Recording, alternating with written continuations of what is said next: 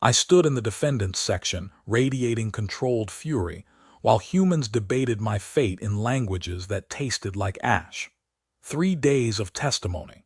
3 days of the prosecution painting me as a terrorist, while my defense argued justified resistance.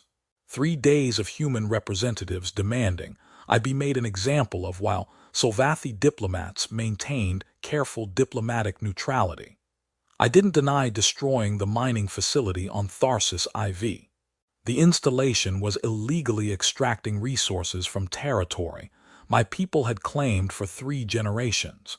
Human corporations ignored treaties, environmental regulations, and Solvathi sovereignty. So I acted. Planted charges with surgical precision, equipment destroyed, 0 casualties. Then I turned myself in to force the legal confrontation my government was too politically timid to pursue. The intersystem tribunal chamber hummed with translation technology and barely suppressed hostility. I watched the judges, 3 humans, 2 Vedrani, 1 Krathari, pretend they hadn't already decided my sentence before proceedings began. Watched the gallery filled with human observers who saw me as a criminal rather than someone defending her people's rights. My attention kept drifting to one particular figure, a human guard stationed near the chamber's entrance. His name tag read Rivera. Unlike the other security personnel who watched me with obvious hostility or nervous caution, he displayed neither, just professional vigilance, eyes occasionally meeting mine without the hatred I'd grown accustomed to from his species. It was unsettling. I wanted him to react, to show the prejudice I knew existed beneath human civility, to confirm my assumptions about his people, but he remained frustratingly, maddeningly impassive. The lead judge cleared his throat. The tribunal finds the defendant guilty of destruction of property and illegal sabotage, with mitigating circumstances acknowledged regarding disputed territorial claims and demonstrated care to prevent casualties. Here it came, 5 years maximum. The prosecution had argued eloquently for harsh sentencing as deterrent against future acts of alien terrorism.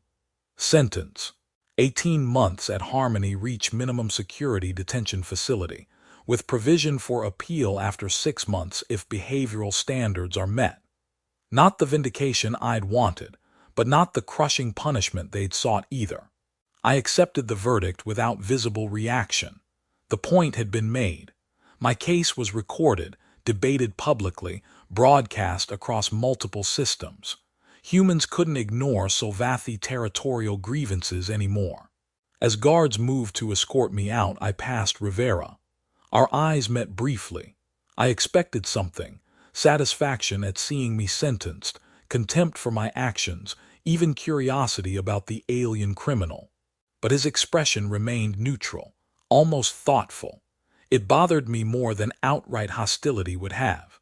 Harmony Reach Detention Facility was neither harmonious nor within reach of anything meaningful, but I'd endured worse. 3 weeks into my sentence, I'd established a routine: exercise, educational programming, minimal interaction with other inmates. The administration kept me somewhat isolated, probably afraid I'd radicalize the general population or become a rallying point for anti-human sentiment. The guards rotated regularly, professional, distant. I preferred it that way. Then during outdoor exercise period on a Tuesday that felt like every other Tuesday, I saw him, Rivera, the guard from my trial, now supervising the exercise yard with the same neutral vigilance I remembered. My first reaction was anger. Of course, they assigned someone from my trial to monitor me. Psychological manipulation, probably hoping I'd complain and give them excuse to extend my sentence. But Rivera didn't approach, didn't single me out, treated me exactly like every other inmate under his supervision, which is to say, with professional disinterest bordering on indifference. Days passed. I watched him despite myself. Watched him break up disputes without excessive force. Watched him respond to questions with brief, clear answers. Watched him maintain boundaries without the casual cruelty I'd witnessed from some guards. One afternoon, a Krathari inmate with known anti-human views deliberately provoked him, made crude comments about human weakness, colonial crimes, genetic inferiority. I watched, waiting for Rivera to react with anger or disciplinary action. Instead, he simply noted the behavior, gave one calm warning about harassment policies, and moved on. The de-escalation was so practiced it was almost boring. Later that day, exercise equipment malfunctioned, trapping an inmate's arm in mechanical grip. Guards responded slowly, protocol, safety checks, covering liability before addressing actual emergency. Rivera was the one who moved immediately, manually overriding the safety mechanism to free the trapped limb before serious injury occurred. Then he filed a maintenance complaint, his voice carrying genuine frustration at equipment neglect that could have caused permanent harm. I realized something uncomfortable. This human cared more about inmate safety than most of the facility's administration. It contradicted the convenient narrative I'd constructed. Humans were callous colonizers, their systems designed to oppress, their guards instruments of species-based authority. But Rivera's actions suggested something more complicated, more individual, more frustratingly resistant to my generalizations. I didn't like it. Preferred my enemies simple and hate-worthy. This silent human guard who refused to fit my categories was becoming a problem. 4 months into my sentence, I broke my own rule and initiated conversation. It happened in the library during my scheduled research time.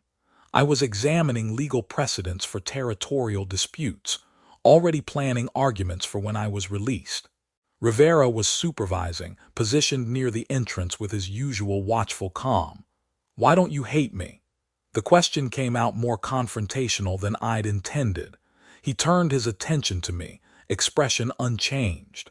"Ma'am, I'm on duty. Personal feelings aren't relevant to my responsibilities here." That's not an answer. It's the only answer appropriate to our respective positions. His formality was infuriating and somehow respectful simultaneously. I pushed further. "You were at my trial. You heard what I did. I destroyed human property, threatened economic interests in disputed territory. Your people wanted me imprisoned for years. Don't tell me you feel nothing about that." Rivera was quiet for a long moment. I thought he'd simply refuse to engage. Then he said carefully, "The facility I worked at before this posting was destroyed in a mining accident. Corporate negligence, inadequate safety protocols, ignored maintenance reports, profit prioritized over worker protection. 14 people died, humans mostly, also 3 Vajrani and 1 Solvathi." He met my eyes directly. "The company paid fines. No one went to prison. So when you ask if I feel anything about your case, the answer is complicated. I wasn't expecting that. You're comparing corporate negligence to deliberate sabotage. I'm noting that you made sure no one died. You turned yourself in to force accountability. The company that killed my coworkers did neither." He paused. "I don't condone destruction of property. I also don't confuse property with people. You're here because you broke laws that exist for reasons, but so do the territorial disputes you were protesting." Both things can be true. It was the most I'd heard him speak. Every word challenged my comfortable assumptions. "Why are you telling me this?" "Because you asked." Simple, direct, honest. The conversation ended there. Other inmates needed attention. But something had shifted. Rivera was no longer a faceless representative of human authority. He'd become individual, complicated, refusing to fit the categories I'd assigned. I returned to my research, but concentration was impossible. The silent guard had finally spoken, and his words lingered far longer than I wanted them to. Release day arrived exactly on schedule. I'd served my full sentence without incident, earning no reductions because I refused to express regret for actions I still believed were justified. I expected to walk out, return to Solvathi space, and resume my advocacy work with renewed focus and useful martyr credentials. What I didn't expect was finding Rivera waiting outside the facility, off duty, civilian clothes, looking almost nervous. "I don't work here anymore," he said before I could ask. "Transferred to administrative position in conflict resolution. Desk work mostly." He paused.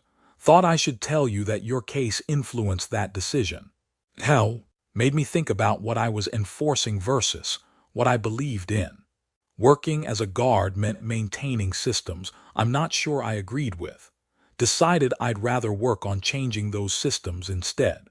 He handed me a data chip, legal resources, organizations working on territorial rights, corporate accountability, intersystem reform.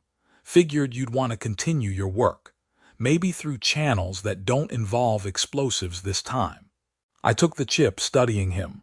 "You're helping me. Why?"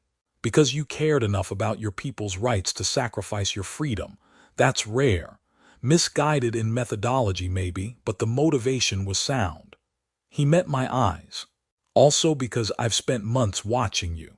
I think you're capable of causing either significant harm or significant positive change. I'd prefer the latter." "You don't know me." "I know you visited the library 3 times weekly researching legal precedent.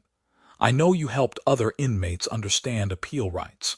I know you turned down early release because accepting required admitting wrongdoing you don't feel." He shrugged. "That tells me something about character." It was the longest conversation we'd had. I realized with surprise that I didn't want it to end. "I'm still angry," I said, "at human expansion, corporate exploitation, systems that protect property over people." "Good. Anger-focused productively drives change." He hesitated. "Just consider that your enemies aren't humans as a species, but specific systems and policies. Some of us are trying to change those systems too. We could use allies who understand what's at stake." He offered his hand, that human gesture of trust and partnership. I looked at it, at him, at the future that had suddenly become more complicated than simple opposition. I accepted the handshake.